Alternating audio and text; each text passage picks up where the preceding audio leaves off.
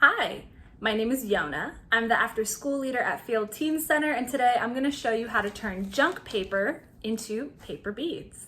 For this project, we'll need scrap paper, such as magazine clippings or wrapping paper, scissors, Mod Podge and a brush, a ruler, a marker or pencil, and a glue stick. Start by marking your paper at regular intervals, both top and bottom. This will determine the width of your beads.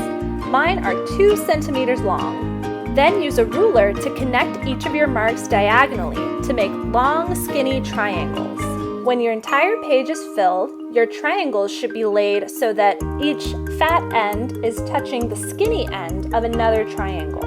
Let's cut them apart. When you're done, you should have a pile of long, skinny triangles. Next, take a triangle strip and roll it around the end of your paintbrush, starting with the thicker end. If you want your beads to be smaller, you can use a toothpick instead of a paintbrush. I used a glue stick to help hold it shut as I rolled along the way.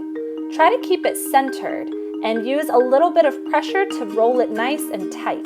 Make sure you can still pull the bead on and off the end of your paintbrush. Next, we'll use Mod Podge to seal the bead. Apply with a paintbrush, spinning the bead to make sure you get an even coat. After it dries, do a second coat. Different shapes and lengths of paper strips will create different shapes and sizes of beads.